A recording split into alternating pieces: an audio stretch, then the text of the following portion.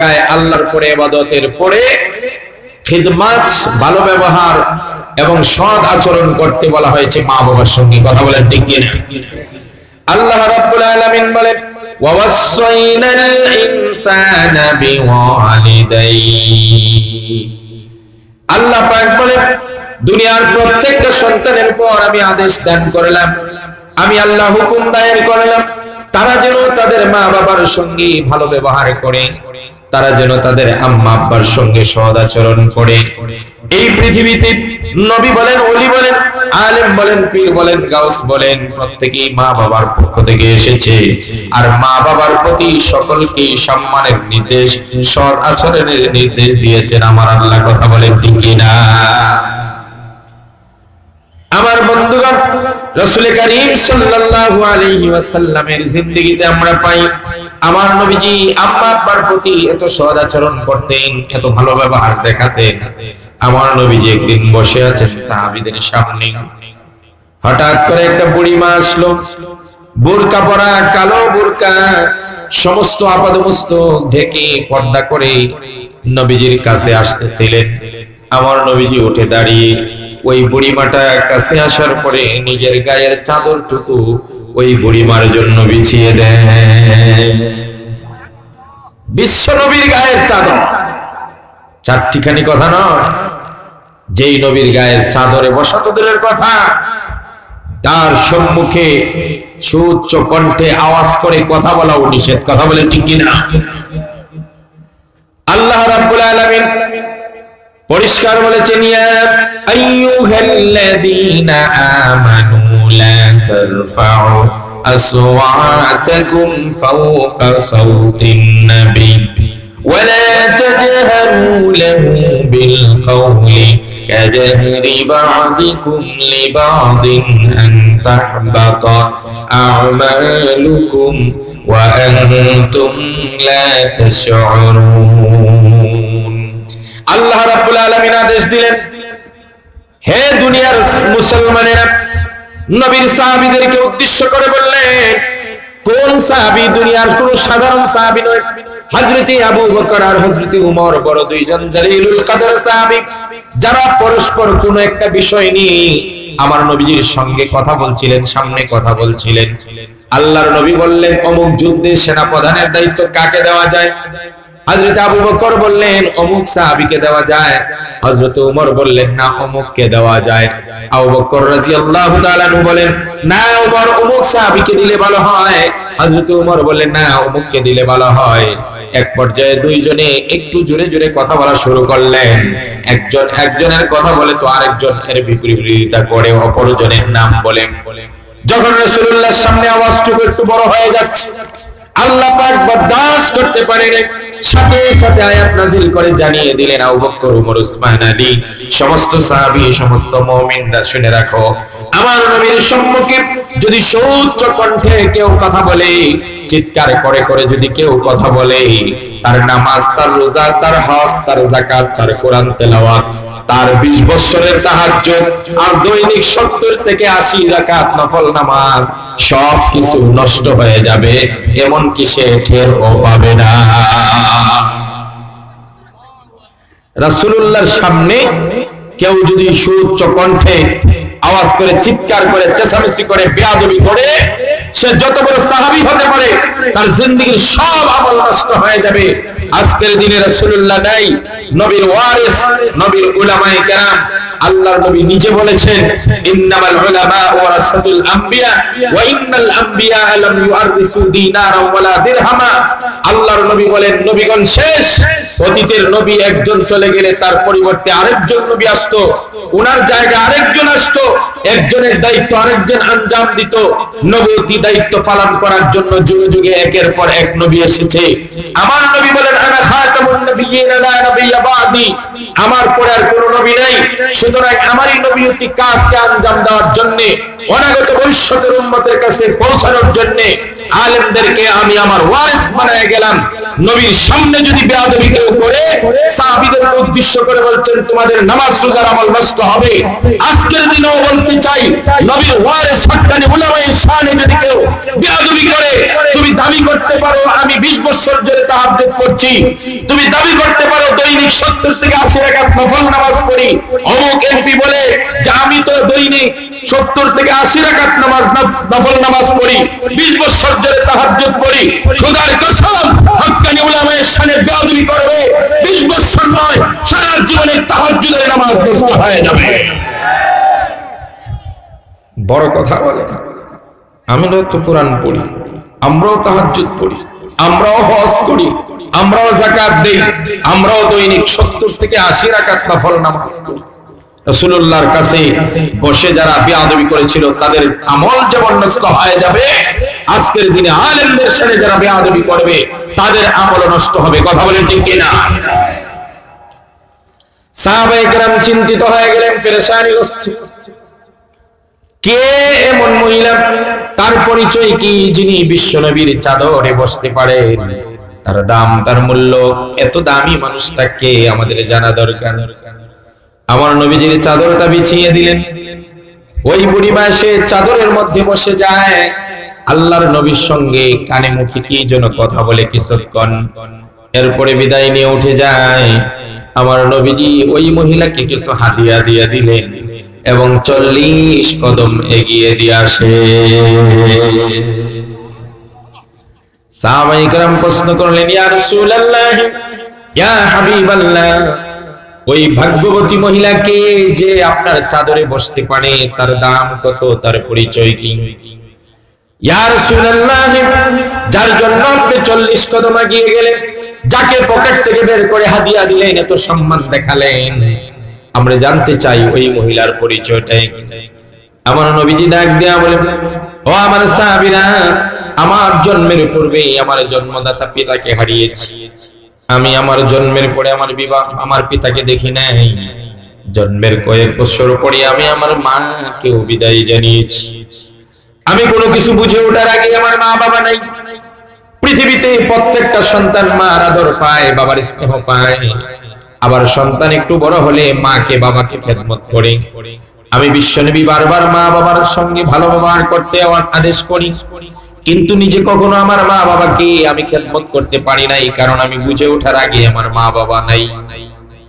ও আমার সাহাবীরা, তবে ছোটবেলায় যার কাঁধে আমি চলেছি, যার বুকের দুধ পান করেছি, যিনি আমাকে তিলে তিলে বড় করেছেন, আদব আখলাক শিক্ষা দিয়েছেন, সুন্দর মার্জিত ভাষা শিক্ষা দিয়েছেন, মরুভূমির সবুজ শ্যামল তায়েফের ময়দানে যিনি আমাকে বিচরণ করিয়েছেন, আমার ওই দুধ মাতা হযরতে হালিমাতুস সাদিয়া আমার কাছে আসছিল। আমি আমার দুধ মাতা হালিমাতুস সাদিয়ার জন্য চাদর বিছিয়ে দিয়েছি, হাদিয়া দিয়েছি, 40 কদম এগিয়ে দিয়ে এসেছি। নবীর সাহাবী আব্দুল্লাহ ইবনে মাসউদ বলেন, আমার নবীকে এক লোক প্রশ্ন করলেন, সাআলান নবী সাল্লাল্লাহু আলাইহি ওয়াসাল্লাম আইয়ুল আমালি আফজাল। রাসূলুল্লাহকে এক লোক প্রশ্ন করলেন, ইয়া রাসূলুল্লাহ, কোন আমলটা আল্লাহর কাছে সবচেয়ে দামি, ফজিলতপূর্ণ? কোন আমলটা সবচেয়ে সওয়াবের অধিকারে সবচেয়ে বেশি ফজিলতপূর্ণ? আমার নবীজি বলেন, আস-সালাতু লিওয়াক্তিহা, সময় মতো নামাজ পড়া, এটা হলো আল্লাহর কাছে সবচেয়ে প্রিয়, সবচেয়ে দামি আমল। এই জন্য আমরা নামাজ সময় মতো পড়বো, বলেন ইনশাআল্লাহ। এরপরে রাসূলুল্লাহ বলেন, বিররুল ওয়ালিদাইন, মাতা পিতার খেদমত করা, মাতা পিতার সঙ্গে সদাচরণ করা। এরপরে রাসূলুল্লাহ বলেন, সুম্মাল জিহাদু ফি সাবিলিল্লাহ, এরপরে হলো আল্লাহর রাস্তায় জিহাদ করা। সুবহানাল্লাহ। আমার বন্ধুগণ, আল্লাহর কাছে ফজিলতপূর্ণ আমলের সর্বপ্রথম রাসূলুল্লাহ বললেন নামাজ, এটা আল্লাহর হক। এরপরে মা বাবার হকের কথা বললেন, যেমনটা অন্য জায়গায় আল্লাহ বলছেন, ওয়া কাদা রাব্বুকা আল্লা তা'বুদু ইল্লা ইয়্যাহু ওয়া বিল ওয়ালিদাইনি ইহসানা। আল্লাহ রাব্বুল আলামিন বলেন, আমার ইবাদতের পরে মা বাবার খেদমত। দুনিয়ার মুসলমানেরা নেই। এক সাহাবী এসে প্রশ্ন করলেন, ইয়া রাসূলুল্লাহ, মান আহাক্কু বিহুসনি সাহাবাতি, ইয়া রাসূলুল্লাহ, আমার কাছে সবচাইতে আমার কাছে কে বেশি হক পায়, কার অধিকার আমার উপর বেশি, আমার শরীরের উপর, আমার সম্পদের উপর? আমার সবকিছুর উপর কার অধিকার বেশি, আজকে এই কথাটা আমাদের জানতে হবে। আপনার পিসাবের অধিকার আপনার উপর, আপনার মালের উপর বেশি, আপনার হুজুরের অধিকার বেশি, আপনার দলের অধিকার বেশি, আপনার নেতার অধিকার বেশি, আপনার নেত্রীর অধিকার বেশি, আপনার পিসাবের অধিকার বেশি, নাকি আপনার মা বাবার অধিকার বেশি? এটা আজকে আমাদের জানতে হবে। কে আমার উপর বেশি অধিকার রাখে, কে আমার উপর হস্তক্ষেপ করতে পারে, কে আমার মালে হস্তক্ষেপ করতে পারে, কার জন্য আমি মাল বিসর্জন করতে পারি, কার জন্য আমি নিজেকে প্রেজেন্ট করতে পারি। আল্লাহর নবীর সাহাবী যখন বললেন মান আহাব্বু বিহুসনি সাহাবাতি, কে আমার প্রতি কে বেশি হক রাখে, ভালো ব্যবহার পাওয়ার, আল্লাহর নবী বলেন উম্মুকা, তোমার মা। সুবহানাল্লাহ। রাসূলুল্লাহ বললেন উম্মুকা, তোমার মা। এরপরে সাহাবী বার প্রশ্ন করলেন সুম্মা মান, এরপরে কে? আমার নবীজি বললেন উম্মুকা, তোমার মা। দুই নম্বর বার বললেন তোমার মা। তৃতীয়বার আল্লাহর নবী সাহাবী বলেন সুম্মা মান, এরপরে কে আমার প্রতি হক রাখে বেশি? রাসূলুল্লাহ বলেন উম্মুকা, তোমার মা। তিনবার।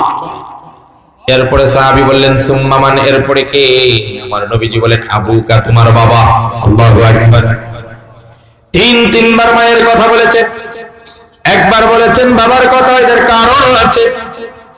ও মুসলমানেরা, মা এই পৃথিবীতে এমন তিনটা কাজ করেছেন, এমন তিনটা কাজ করেন, এমন তিনটা কষ্ট সহ্য করেন এই পৃথিবীতে, এমন কষ্ট আর কেউ সহ্য করতে পারে না, সন্তানের জন্য করতে পারে না। আল্লাহ পাক সূরা লুকমানে এই কথাগুলো বলছেন, ওয়াসাইনাল ইনসানা বিওয়ালিদাইহি হামালাতুহু উম্মুহু ওয়াহনান আলা ওয়াহনিন ওয়াফিসালুহু ফি আমাইন। আল্লাহ রাব্বুল আলামিন সন্তানদেরকে মা বাবার প্রতি ভালো ব্যবহার করতে বললেন, বিশেষ করে মায়ের কথা বললেন, কারণ মা সন্তানের জন্য তিনটা কষ্ট করে। এক নম্বর কষ্টটা হলো মা 10 মাস 10 দিন বাচ্চাটাকে, সন্তানটাকে পেটে ধারণ করে। দুনিয়ার যুবকদেরকে আমি লক্ষ্য করি বলি, এখনো যাদের মা বাবা আছে, এখনো যাদের আম্মা আব্বা বেঁচে আছে, ও যুবকেরা, আজকে যারা বিয়ে করেছো, যারা স্ত্রী পেয়েছো, তোমার স্ত্রী যখন গর্ভবতী হয়, তোমার স্ত্রীর হালতটা কি হয় একটু পর্যবেক্ষণ করবে। এই 10টা মাস একটা মানুষ কিভাবে কষ্ট করে চলেছে, বসেছে, খেয়েছে। আমার ভাইরা, খেতে গেলে মা বমি করে সব ছেড়ে দেয়, গর্ভবতী মা, বাচ্চা পেটে। মা যদি ঘুমাইতে যায় শান্তি নাই, মা হাঁটলেও ব্যথা করে, বসে থাকলেও পায়ে পানি জমে যায়। এমনকি যখন টয়লেটে যায় বাথরুম করার জন্য, ও আমার বন্ধুগণ, দুনিয়াতে কারো যদি একটু পেটটা মোটা হয়, বুড়িটা যদি একটু বড় হয়, স্বাস্থ্য একটু বেশি হয়, 10 মিনিট পায়খানায় বা টয়লেটে বসে দেখেন কি অবস্থা হয়। বাংলা টয়লেটে বসে দেখবেন পা ছিঁড়ে যায়, কোমর ছিঁড়ে যায়, পেশিতে টান পড়ে। দুনিয়ার মুসলমান, তুমি একটু স্বাস্থ্যবান হতেই তোমার টয়লেটে বেশিক্ষণ বসতে পারো না। আর আমার মা, আপনার মা সন্তানটা পেটে নিয়ে কিভাবে টয়লেট আর বাথরুম করেছে একটু কল্পনা করা যায় না। গভীর রজনীতে মার পায়ে পেটে বাচ্চা, রাতের বেলা সবাই খেয়ে দিয়ে ঘুমিয়ে যায়, মার পাশে স্বামী ঘুমাচ্ছে, ঘরের সবাই ঘুমিয়ে গেছে, শাশুড়ি ঘুমিয়ে গেছে, ননদ দেবর ঘুমিয়ে গেছে, স্বামীও ঘুমিয়ে গেছে। 12টা পার হয়ে গেল, এলাকার মানুষ সবাই ঘুমে বিভোর। রাস্তাঘাটে গাড়ি ঘোড়ার ডাক নাই, কোনো পশু পাখির ডাক নাই, এমনকি জোনাকি পোকা, ঝিঝি পোকার কোনো ডাকও শোনা যায় না। নীরব নিস্তব্ধ এই জমিনে ছোট্ট করে ঘরের মধ্যে একটা মাত্র প্রাণী জেগে আছে, সেই প্রাণীটার নাম তোমার মা, আমার মা। গর্ভবতী মার পেটে বাচ্চা, বাচ্চা একবার এদিকে যায় একবার ওদিকে যায়, মার কিছুতেই ঘুম আসে না। আপনারা কি বলেন, পেটের ভিতরে যদি কোনো জিনিস নাড়াচাড়া করে তাহলে কি শান্তি লাগে? ঘুমানো যায় না। আপনি আমার পেটে যদি একটু টাবল হয়, খানা একটু গন্ডগোল হয়, আর পেটটা যদি একটু পাতলা পায়খানা বা ডায়রিয়া হয়, একটু গুড় গুড় করে ডাকে, তবে এটা আমাদের শান্তি নেই। আর পুরোদস্ত একটা সন্তান পেটে নাড়াচাড়া করছে, ওই মার চোখে ঘুম নাই, মা একা একা চোখ বুজে পড়ে থাকে, অশান্তি, রাত যায় না, ঘড়ির কাটা যায় না, আর নিজের চোখে ঘুম আসে না, কি যে অশান্তি বলে বোঝানো যাবে না। রাত 12টা থেকে 1টা হয়ে যায়, 2টা হয়ে যায়, 3টা হয়ে যায়, মার চোখে ঘুম নাই, কন্টিনিউস বাচ্চাটা পেটে নাড়াচাড়া করে। রাত যখন 3টা হয়ে যায়, হঠাৎ করে মনে হয় পেটের সন্তানটা নাড়াচাড়া বন্ধ করেছে, মা কখন যে নিজের অজান্তে ঘুমিয়ে যায়, চোখ লেগে যায়, রাজ্যের ঘুম মার চোখে, মার মাথায় বর করে মা ঘুমিয়ে যায়। কিন্তু মার কপাল ভালো না, রাত 3:30টার সময় হঠাৎ করে লাফ দিয়ে মা উঠে চিৎকার মেরে বসে বসে কান্না করে, চোখের পানি ছেড়ে দিয়ে কান্না করে। স্বামী বিছানা হঠাৎ উঠে দেখে পাশে স্ত্রী বসে কান্না করছে। স্বামী তখন চোখের দিকে তাকিয়ে দেখে স্ত্রী চোখ বেয়ে বেয়ে পানি পড়ছে আর গুনগুন শব্দে কান্না করছে। স্বামী জিজ্ঞেস করে, স্ত্রী এত রাত্রে বসে কান্না করছো কেন, কোনো সমস্যা? মনে স্ত্রী ডাক দেয়া বলে, ও স্বামী, এই পৃথিবীতে আপনি এই মুহূর্তে কল্পনা করে দেখেন, যেখানে রাত আছে সবাই ঘুমায় গেছে, আপনিও তো আমার সঙ্গে কি বালিশে কি বিছানায় ঘুমাইলেন, আপনার চোখে ঠিকই ঘুম আসছে, কিন্তু আমার চোখে তো ঘুম আসছিল না, আমার বাচ্চা পেটের মধ্যে নাড়াচাড়া করছে, ঘুম আসছে না, অশান্তি করছে। রাত 12টা বাজে, 1টা বাজে, 2টা বাজে, 3টা পর্যন্ত আমি ঘরে এখানে দেখেছি ঘুম নাই, কি যে অশান্তিতে 3টা ঘন্টা পার করেছি, আমি ছাড়া কেউ জানে না। কখনো ব্যথা বাড়ে, কখনো কমে, পেটে চাপ দিয়ে বসে থাকি। স্বামী গো, 3টার সময় আমার ঘুম লেগেছিল, হঠাৎ করে ঘুম থেকে আমি লাফ দিয়ে উঠছি, আমি অনুভব করতেছিলাম কে যেন আমার পেটের মধ্যে সজোরে কি দিয়ে আঘাত করেছে, আমি লাফ দিয়ে উঠছি। ও স্বামী, আসলে আমার পেটে কেউ আঘাত করে নাই, এটা দুনিয়ার পাথরের আঘাত নয়, লাঠি দিয়ে আঘাত করে নাই, এই আঘাতটা আপনার অনাগত সন্তান আমার ঘুমের ঘরের মধ্যে পেটের ভিতরে হঠাৎ করে পা দিয়া লাঠি মেরে দিয়েছে। আমার মনে হয়েছে কলিজাগুলো ছিঁড়ে নারী বুড়ি ছেড়ে পায়খানার রাস্তায় দিয়ে বের হয়ে যাবে। আমি বসে বসে চিৎকার করতে পারি না, সজোরে কান্না করতে পারি না, বসে বসে চোখের পানি ছেড়ে দিয়ে কান্দি। এত আপনার সন্তানের কারবার। স্বামী গো, সন্তান যদি আরো বেশি কষ্ট দেয়, আমি মা হিসাবে সহ্য করতে রাজি, তারপর আমার সন্তান যেন ভালো থাকে।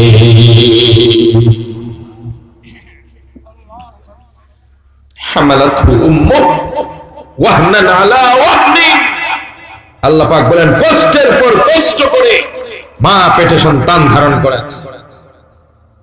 রাসূলুল্লাহ বলেন, কোন মা যদি দিনের বেলায় সন্তানের জন্য খাইতে পারে না, দেখেন নাই গর্ভবতী মারা খালি বমি করে, খালি বমি করে, ভালো কিছু খাইলেই মুখে দেওয়ার সাথে সাথে ওয়াক করে ছেড়ে দেয়। কেন? কারণ তার পেটে বাচ্চা নাড়াচাড়া করে, তার কন্টিনিউ অশান্তি, মনে হয় সব বের হয়ে আসে, খানা খাইতে পারে। আল্লাহর নবী বলেন, কোন গর্ভবতী মা যদি বাচ্চার যন্ত্রণার কারণে দিনের বেলা একখানা খাইতে না পারে, সারাটা দিন রোজা রাখার সাবধান করবেন কে? আর কে দান করবে? আল্লাহর নবী বলেন, কোন গর্ভবতী মা যদি রাতের বেলায় বাচ্চার যন্ত্রণার জন্য না ঘুমাইতে পারে, আল্লাহ রাব্বুল আলামিন সারা রাত দাঁড়িয়ে নফল নামাজ পড়লে যে সওয়াব হতো, তারা আমল নামায় ওই সওয়াব দান করবে।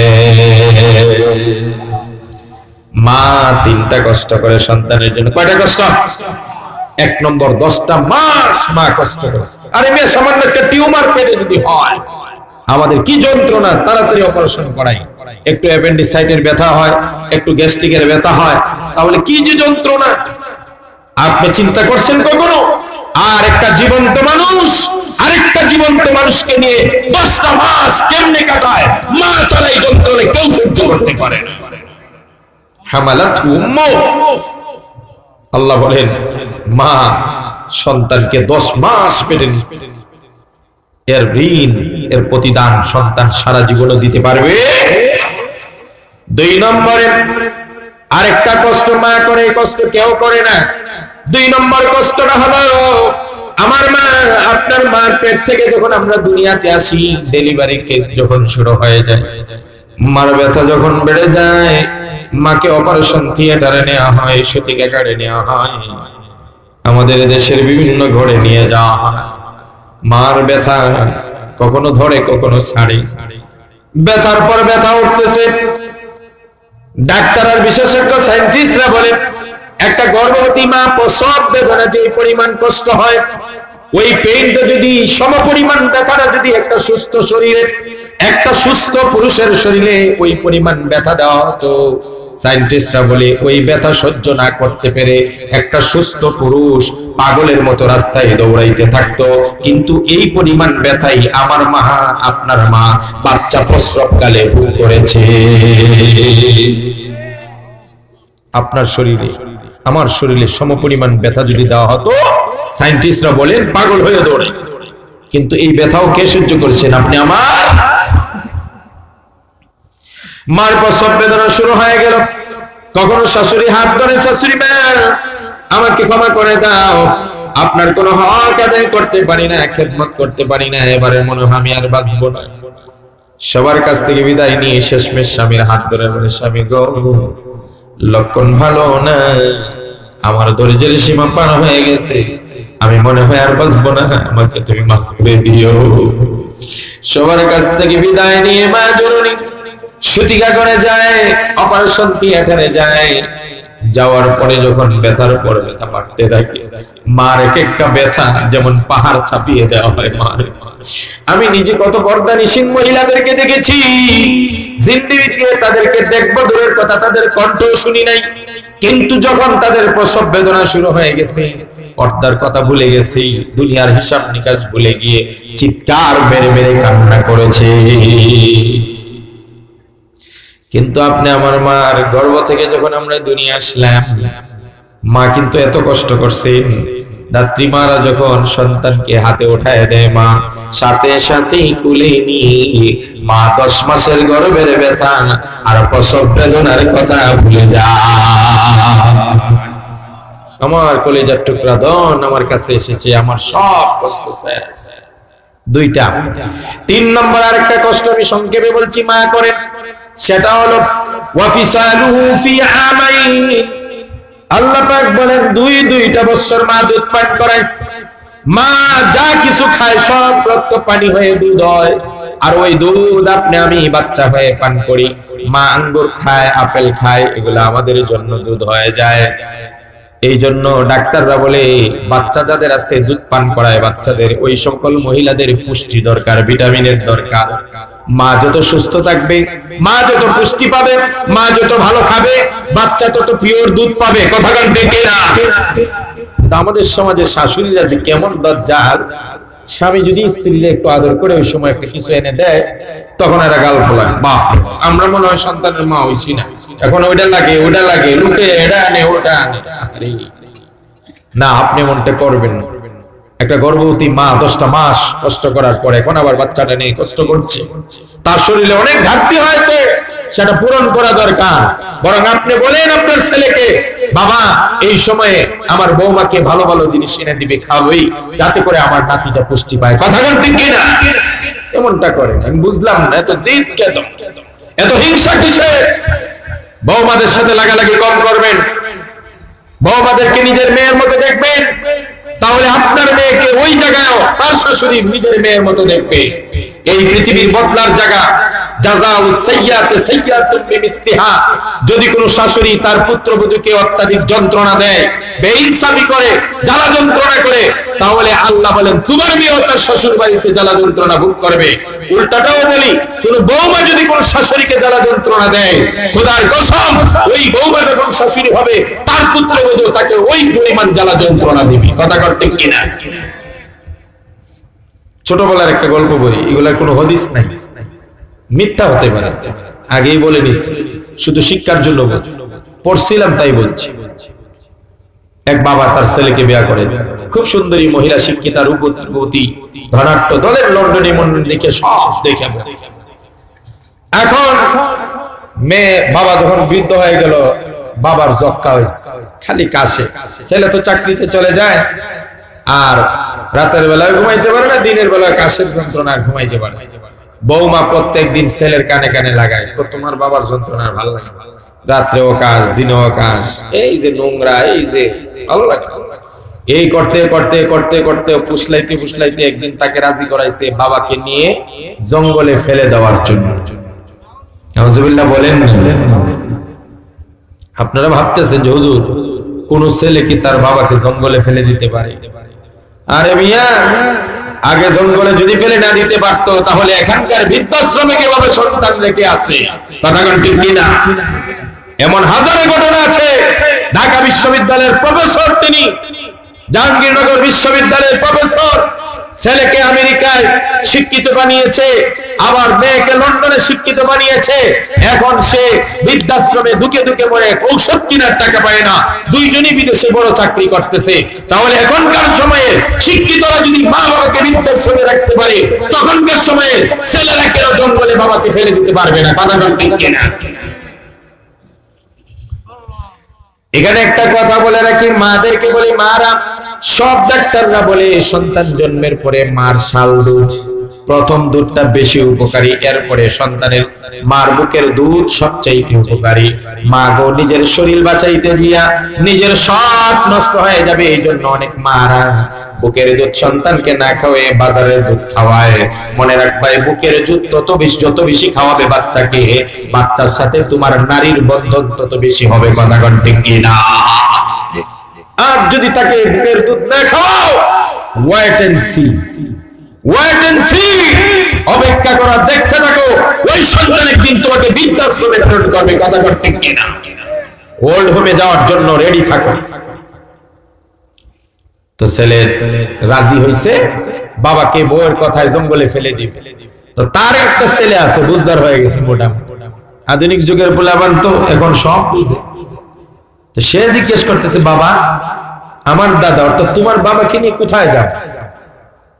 যেভাবে সাজাইছো, আবার ওই যে আপনাদের দেশে খাসা কইনি, খাসা, ওই যে ঘাস কাটে রাখে, এটার নাম কি? হ্যাঁ, খাসা, খাসাই। তো খাসার মধ্যে বাচ্চা বাইছে, গোলাপ পেছে পিছনে ঝুলাইছে। এখন ছোট্ট ছেলেটা ডাক দিয়ে বলে, বাবা, তোমার বাবা অর্থাৎ আমার দাদাকে নিয়ে কোথায় যাও?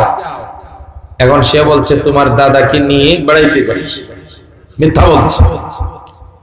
তো ছেলে বলল, বাবা, তোমার বাবাকে নিয়ে বেড়াইতে যাও আর না যে কোনো জায়গায় ফেলে দিতে যাও, এটা তোমার খুশি, তোমার অধিকার, কারণ তোমার বাবার উপর আমার অধিকার নেই। ছেলে হিসেবে তোমার অধিকার। তবে বাবা, তোমার কাছে আমার একটা আবেদন আছে, তুমি তোমার বাবাকে যেথায় খুশি সেটাই নিয়ে যাও। তবে আমার আবেদনটা হলো, তোমার বাবাকে যেখানেই রেখে আসবে, যেই খাসাটায় করে নিয়ে যাচ্ছ, ওই খাসাটা কিন্তু ফেলে আসবে না, আসার সময় খাসাটা নিয়ে এসো। আল্লাহু আকবার বলেন না। বাবা তো আশ্চর্য হয়ে গেল, কি রে, তোর দাদাকে ফেলে দিয়ে আসবো আর খাসা নিয়ে আসবো, ব্যাপারটা না বাবা, দাদার উপর তো আমার অধিকার নাই, তুমি বেঁচে থাকতে, তুমি ছেলে, তোমারই অধিকার, তুমি যা খুশি তা করতে পারো, এই জন্য আমি বাধাও দিব না, কিন্তু আবেদন করতে পারি খাসাটা নিয়ে আসার জন্য। কারণ হলো বাবা, আজকে যেমন তুমি তোমার ওয়াইফ বা স্ত্রীর কথা শুনে তোমার বাবার জ্বালা যন্ত্রণা সহ্য না করতে পেরে তোমার বাবাকে জঙ্গলে রেখে আসতেছো, ঠিক এমনই দিন আসবে আমাকে তুমি বিয়ে করাবে, আমারও সুন্দরী বউ আসবে ঘরে, ওই বউ আমাকে কানে কানে সব সময় বলবে তোমাকে ফেলে দেওয়ার জন্য, তোমার যন্ত্রণা সহ্য করতে পারবে না, তখন তুমি হয়ে যাবে বৃদ্ধ, তখন তো বাধ্য হয়ে আমিও তোমাকে খাঁচায় ভরে জঙ্গলে ফেলে দিতে হবে। ওই সময় যেন নতুন খাঁচা না কিনতে হয়, তোমার বাবাকে যেই খাঁচায় ফেলে দিয়ে আসতো ওই খাঁচায় করে তোমাকেও যেন আমি ফেলে দিতে আসতে পারি। কথা কোন ঠিক কিনা? এই দুনিয়া বদলার জায়গা। যত কালো আইন করবেন, যত কালো আইন করবেন, ফেরাউনও কালো আইন করেছিল, ফেরাউন কালো আইন করেছিল বনি ইসরাইলের মানুষকে মারার জন্য, ফেরাউন কালো আইন রচনা করেছিল বনি ইসরাইলের নারী পুরুষ মুসলিমদের মারার জন্য। আল্লাহ পাক ফেরাউনের আইন দ্বারা ফেরাউনকে চুবিয়ে সেই লোহিত সাগরে চুবিয়ে মেরেছে। আজ হোক কাল হোক, কিয়ামতের আগ পর্যন্ত একটা কথাই বলে রাখতে চাই, যারাই অন্যের উপর অত্যাচার করার জন্য, নির্যাতন করার জন্য, মানুষের বাক স্বাধীনতার অধিকার হরণের জন্য, ধর্মীয় অনুভূতিতে আঘাত করার জন্য যদি যত কালো আইন প্রয়োগ করবে একদিন ওই আইন তোমার জন্য কাল হয়ে দাঁড়াবে। কথা কাল ঠিক কিনা?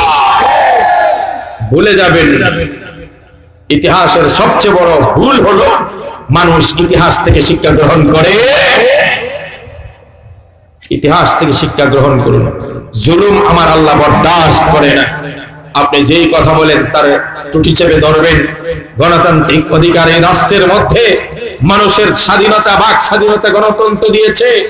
আমার দেশের সংবিধান নাগরিক অধিকার দিয়েছে, বাক স্বাধীনতা দিয়েছে, কথা বলার অধিকার দিয়েছে, কোরআন সুন্নাহর দাওয়াত দেওয়ার অধিকার রেখেছে, হালাল হারামের বর্ণনা করার অধিকার আলেমদেরকে দিয়েছে। কিন্তু কুষ্টিয়া তানভীর আরাফাত এসপি যখন বলে আলেম ওলামাদেরকে তিনটা অপশন দেওয়া হলো, ফার্স্ট অপশন হলো আলেম ওলামাদের